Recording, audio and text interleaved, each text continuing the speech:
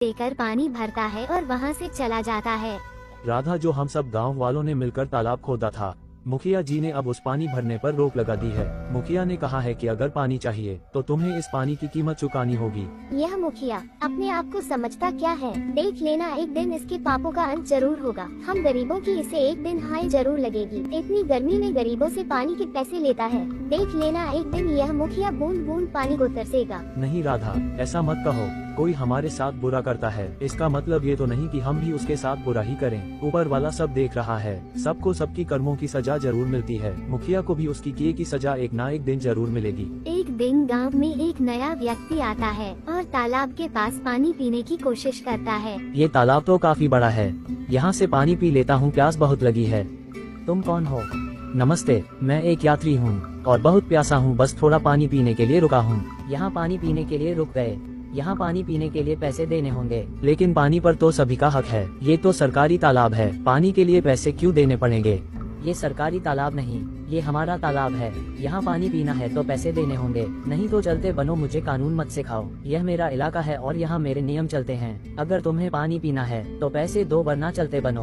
वो व्यक्ति बिना पानी पिए वहाँ से चला जाता है और सीधे जमींदार साहब के घर पहुँचता है। जमींदार साहब के घर के बाहर मुखिया के दो आदमी खड़े थे। वो उस व्यक्ति से पूछते हैं, कौन हो तुम? तुम तो इस गांव के नहीं लगते। तुम यहाँ किस काम से आए हो? मैं जमींदार साहब से मिलने आया हूँ, उन्होंने ही मुझे बुलाया है। मेरा नाम मोहन है, मैं इस गांव का नया कलेक्टर हूँ। ये सुनकर वो दोनों आदमी उस व्यक्ति को अंदर जाने देते हैं। नमस्ते जमींदार जी, मैं इस जिले का नया कलेक्टर हूँ, मेरा नाम मोहन है। नमस्ते कलेक्टर साहब, आइए बैठिए। मुझे बताइए आप यहाँ कैसे आए?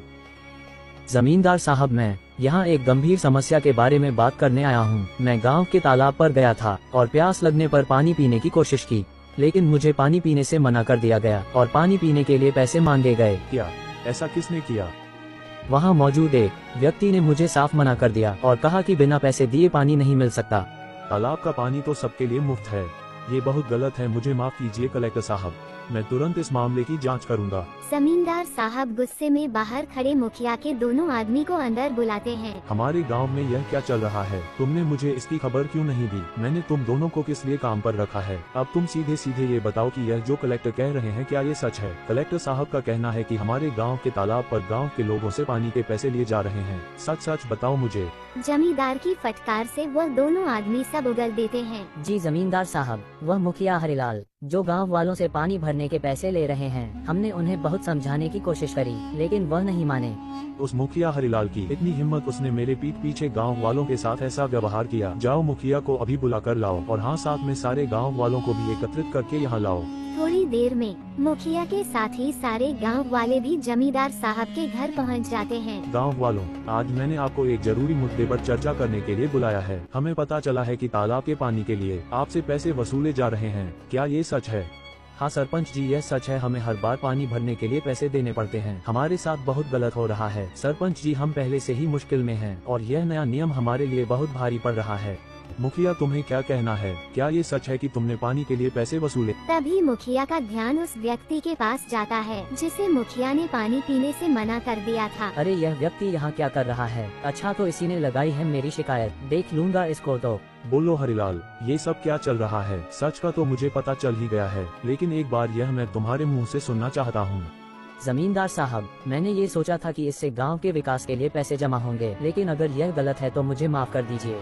माफी का समय अब नहीं है। तुमने गांव वालों और हमारे कलेक्टर साहब के साथ गलत किया है। मुखिया, मैं तुम्हें इस पद से तुरंत हटा रहा हूं। तुमने अपने पद का दुरुपयोग किया है। अब गांव वालों को तुमसे कोई परेशानी नहीं होगी। मुझे माफ कर दीजिए जमींदार साहब। माफी मांगने से कुछ नहीं होगा।